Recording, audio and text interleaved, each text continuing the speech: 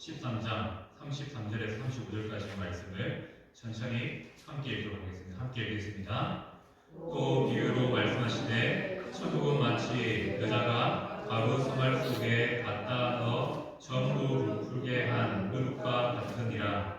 예수께서 이 모든 것을 우리에게 비유로 말씀하시고 비유가 아니면 아무것도 말씀하지 아니하셨으니 이는 선지자를 통하여 말씀하신 바 내가 입을 열어 비유로 말하고 창세부터 감추인 것들을 드러내리라 함을 이루려 하심이라. 아멘. 학생들이 시험을 칩니다.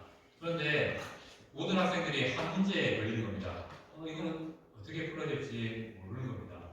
아무리 생각해도 이 문제를 풀어내는 사람이 아무도 없는 겁니다. 이때 선생님이 문제를 낸 선생님이 딱 나서서 간단한 힌트를 던져주는 겁니다. 이렇게 하면 될 거야 라고 했는데 이 말을 들었던 아이들 중에 공부한 친구들은 이거구나 라고 생각하고 풀게 됩니다. 그런데 이 말을 들었지만 이거 뭐지 하는 사람은 학생은 도무지 이 문제를 풀지 못하는 그런 결과를 만들어냈습니다. 같은 이야기에도 어떻게 보면 우리의 반응이 다를 수 있습니다. 하나님의 말씀도 마찬가지죠. 누구에게는 그 말씀이 힘과 용기와 능력을 주는 말씀이 되는데 누구에게는 그냥 듣고 지나가는, 아니 또 때로는 그 사람을 낙심케 하는 그런 말씀이 되기도 합니다. 이렇게 말씀 속에는 어떻게 보면 감추어진 것들이 있는 것 같습니다. 이 감추어진 것들을 오늘 말씀은 비유라고 말씀하고 있습니다. 어떤 사람에게는 알려주고 어떤 사람에게는 감추어진 것, 이것이 바로 하나님의 말씀, 비유의 이야기라는 것이죠. 자, 오늘 함께 읽은 말씀에는 누룩 비유가 등장합니다.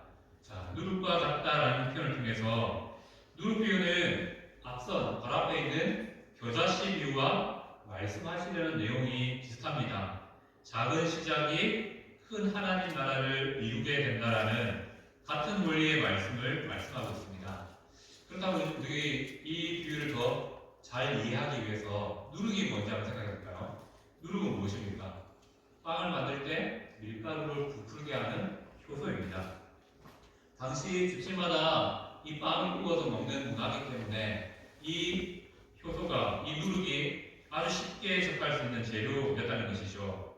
예수님은 멀리 있는 이야기를 가지고 설명한 것이 아니라 우리 일상 가운데 가까운 이야기를 통해서 하나님 나라가 어떤 곳인지 설명했다는 것이죠. 이 비유는 바로 앞선 겨자씨 비유와 같은 원리를 담고 있습니다. 그럼에도 불구하고 우리가 누룩에 대해서 한번 생각해 봅시다. 성경에 나타나는 누룩은 오늘 본문에 말씀하셨던 것처럼 긍정적이진 않습니다. 항상 성경에 나타나는 누룩은 죄와 연결됩니다. 마태복음 16장에 보면 바리새인과 사두개인들의 누룩을 조심하라 해서 죄를 조심하라 라는 말씀이 있고요. 또 이어지는 말씀에 다시 한 번 더 바리새인과 사두개인들의 누룩을 죄를 조심하라 라는 말씀이 있습니다. 그리고 또 고린도전서로 가면 누룩이 온 덩어리에 퍼진다, 이 죄가 온 공동체를 망친다, 이런 뜻으로 이것 때문에 예수님께서 이 땅에 오셨다라는 것들을 설명하고 있습니다. 성경책을 보면 누룩이 긍정적이지 않습니다. 항상 죄를 대신하는 표현으로 등장했습니다. 그런데 오늘 본문에서 이 누룩은 다릅니다. 오늘 본문에 나타나는 누룩은 다르게 나타나죠. 바로 죄와 연결되지 않고 긍정적인 이미지로 사용됩니다. 작은 것을 크게 부푸는 그러한 재료로서의 긍정적인 의미로 등장합니다. 자, 33절 말씀을 다시 보시면 이 비유를 시작함에 있어서 가루 소말 속에 이 누룩을 넣는다는 표현이 등장합니다. 소말이라는 것은 약 40리터에 해당되는 많은 양의 그런 가루라는 것을 알 수 있습니다. 대략적으로 한 100여 명이 먹을 수 있는 그런 양의 빵을 구울 수 있는 재료 양이 됩니다. 가루 소말, 왜 이렇게 많은 양을 예수님은 언급했을까요? 우리가 잘 아는 스아라는 단어도 있지만 이 작은 단위도 있었지만 오늘 본문에서는 성알이라는 단어를 사용합니다. 이 성알이라는 것은 많은 양을 의미하고 하나님께 드려지는 제물을 의미합니다. 저 앞서 우리가 씨앗의 씨 뿌린 자의 비유를 잘 들었지 않습니까? 씨를 뿌렸을 때 좋은 밭에 꼭 뿌려지니까 그 씨가 자라나서 알곡을 맺게 됩니다. 알곡은 곡간에, 쭉정이는 어디요? 불살로 내려드는 그런 이야기가 나타납니다. 이와 마찬가지로 이 이야기에서는 이 알곡 이제 가루가 됐죠. 빵을 굽게 되는 이 가루가 되었는데 이 알곡 한 명 한 명이 모여서 살아가는 이 나라, 하나님 나라를 대표하는 단어가 이 성화이라는 겁니다. 물론 좀 작긴 하지만 이렇게 큰 양을 통해서 우리 성도들이 모여있는 이 하나님 나라가 이렇다, 알곡들이 모여있다라는 것을 의미하고 이곳에 누룩이 들어가면 바로 성장이 이루어진다라는 의미로 이 비유를 사용하고 있습니다. 자, 누룩은 넣어도 눈에 보이지 않습니다. 하지만 밀가루를 조금씩 부풀어 오르게 만든다는 것이죠. 우리의 삶도 마찬가지입니다. 우리의 삶에 성령 하나님께서 함께 하시는 것이 눈에 확연하게 드러나지 않습니다. 하지만 성령 하나님께서 우리 안에서 계속 일하시고 일하여 주심을 통하여서 우리의 신앙이 점점 커져가고 우리의 공동체가 점점 성장하게 되는 원리가 바로 누룩 비유에 담겨 있습니다. 바로 작은 변화가 공동체 전체를 변화시킨다는 것이죠. 이것은 바로 천국의 원리를 의미합니다. 우리가 한 공동체로서 내가 변하면 공동체가 변할 수 있다, 변한다라는 그런 의미를 이 누룩 비유에 담고 있다는 것이죠. 자, 바로 이렇게 누룩 비유는 나의 작은 변화가 공동체를 새롭게 하고 더 성장시키게 만든다라는 원리를 우리에게 알려줍니다. 그리고 이어지는 34절, 35절 말씀에는 다시 한 번 더 예수님께서 왜 비유로 말씀하시는지를 알려주고 있습니다. 이미 앞선 3절과 13절 말씀에서도 비유의 목적과 비유로 말씀하신다라는 표현을 사용하셨습니다. 그렇게 사용하시면서 마태는 예수님께서 비유를 사용하신 이유를 시편 78편 2절 말씀을 이루시기 위해서 예수님께서 비유를 사용하셨다라고 말씀합니다. 자, 우리 이 말씀을 함께 읽도록 하겠습니다. 함께 읽습니다. 내가 입을 열어 비유로 말하며 예로부터 감추어졌던 것을 끌어내려 하니 라는 말씀이 있습니다. 시편 78편은 아삽이라는 사람의 시입니다. 역대하를 보면 아삽은 선지자, 선견자로 등장합니다. 아삽이 했던 일은 무엇입니까? 이스라엘의 역사를 통해서 하나님의 구원 역사를 배우고 그들이 굳은 마음을 가지지 않길 바라며 이 비유를 사용했습니다.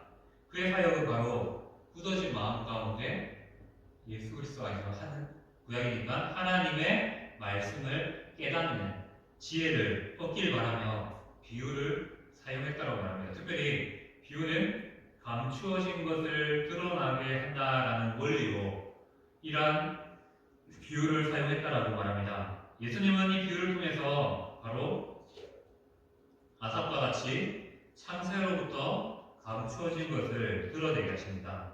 즉 예수님은 택함받은 자들에게 진리를 가르치기 위해서 비유를 통해 말씀하신다는 것이죠. 택한 자에게는 이 비유의 말씀이 들릴 때 감추어졌던 것이 드러나게 됩니다. 바로 하늘나라의 비밀, 하늘나라의 그러한 큰 기쁨이 우리 가운데 나타나게 된다는 것이죠. 반대로 생각해보면 우리가 이 비유를 들었을 때 깨달아지지 않고 마음의 무엇인가가 들려지지 않을 때 다르게 생각하면 이거죠. 이 비밀이 우리에게 감추어져 있는 것은 아닌가라고 생각해 볼 수 있다는 것입니다. 왜 그렇습니까? 예수님께서 비유로 말씀하신 이유는 앞선 말씀에 천국과 심판, 이 두 가지의 의미를 동시에 담기 위해서 비유를 사용하신다라고 말씀하셨습니다. 믿는 자에게는 비유를 통하여서 구원의 은혜가 나타나고요. 믿지 않는 자들에게는 이 비유를 통하여서 심판이 깨닫지 못함을 통하여 심판이 임하게 될 것이다 라고 말씀하셨습니다. 바로 비유를 듣고 깨닫는 자는 하나님의 은혜를 누리지만 비유를 듣고 깨닫지 못하는 자는 결국 심판 안에 놓여진다는 것이죠. 그래서 이 비유로 말씀하시는 이유가 여기에 있다라고 말합니다. 그래서 우리가 다르게 생각하면 비유 외에도 하나님께서 우리에게 들려주시는 말씀이 있습니다. 그 말씀을 깨닫는 지혜가 있다면 우리는 하나님 택함 아래서 하나님이 원하시는 그 길을 걸어가는 삶을 살고 있다라는 반증이 되고요. 반대로 말씀을 듣고도 도무지 은혜가 되지 않고 뭔가 좀 마음이 힘들어지고 더 하나님과 멀어진다면 이 말씀의 진리가 우리에게 혹여나 감추어져 있는 것은 아닌가 한번 점검해 볼 필요가 있다는 것이죠. 물론 이 자리에 앉아 계신 모든 분들에게는 하나님의 비밀을 깨닫는 지혜가 이미 주어졌기 때문에 우리가 예수 그리스도를 믿고 이 자리에 앉아 있을 수 있다라고 확신을 가지고 말씀드릴 수 있습니다. 하지만 우리가 다시 한번 더 생각해 보면서 혹여나 우리 안에 말씀을 들었을 때 내 안에 깨달아지는 은혜가 잠시 멈춰져 있다면, 잠시 내 안에 말씀의 은혜가 사라졌다면 다시 한번 더 나의 삶을 점검해 볼 필요가 있다는 것이죠. 왜 그렇습니까? 하나님은 어떤 말씀을 들어도 우리에게 합당하게 우리가 적용할 수 있는 그 은혜의 적용점을 내려주신다는 것이죠.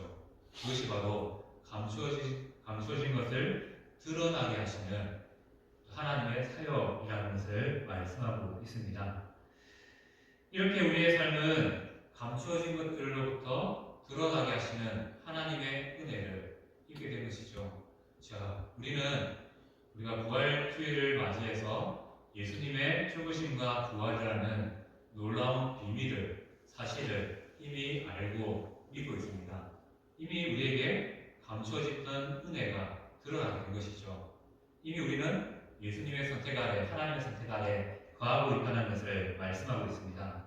그리고 우리가 이러한 공동체 안에서 삶 안에서 한 번 더 소망해야 될 것은 이겁니다. 무엇이냐면 우리 교회에 드려지는 예배 가운데 말씀이 바르게 선포됨을 통하여서 말씀 속에 감추어졌던 것이 드러나게 되는 은혜가 나타날 수 있도록 우리는 함께 기도해야 되는 것이죠. 특별히 말씀 가운데 함께 은혜를 누림을 통하여서 말로만 하나님 나라가 아니라 실제로 우리의 삶에 가까이 와 있는 그 하나님 나라를 함께 경험하는 감추어진 비밀이 드러나는 공동체가 늘 푸른 교회가 되어야 된다는 사실을 다시 한 번 더 깨닫기를 소망합니다. 오늘 말씀의 원리는 간단합니다. 내가 변하면 공동체가 달라집니다. 그것이 바로 의의 비유가 우리에게 주시는 교훈이죠. 또 하나님께서는 비유를 통해서, 예수님께서는 비유를 통해서 말씀하셨습니다.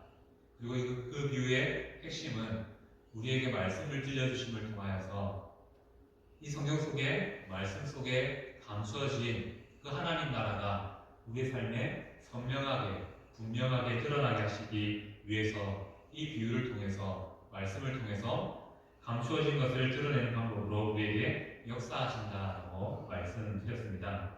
이 은혜가 우리의 삶에 온전히 나타나서 우리가 있는 이 자리, 말씀을 듣는 그 자리마다 하나님이 주시는 깨달음의 은혜가 또 변화시켜 주시는 그 능력의 은혜가 온전히 나타나는 우리의 예배의 자리가 되기를 간절히 소망하며 말씀 마치겠습니다. 아멘. 이 시간 다 함께 한번 기도했으면 좋겠습니다. 이미 모두 열심을 내고 기도하고 계시겠지만 우리 교회가 하나님의 말씀이 바르게 선포되는 교회가 될 수 있도록 도와달라고 합시다. 이어서 말하는 바르게 하는 것은 말씀이 선포될 때마다 성경 말씀 속에 감추어진 하나님 나라의 기쁨과 즐거움이 온전히 나타날 수 있도록 도와달라고 합시다. 누구나 이 자리에 있으면 그 말씀을 듣고 하나님을 찾게 되고 예수님을 믿게 되는 은혜가 나타나는 그 자리가 우리 늘푸른 교회 예배의 자리가 될 수 있도록 도와달라고 이 시간 예배 가운데 은혜를 구하며 한번 다 같이 목소리 모아 기도하도록 하겠습니다.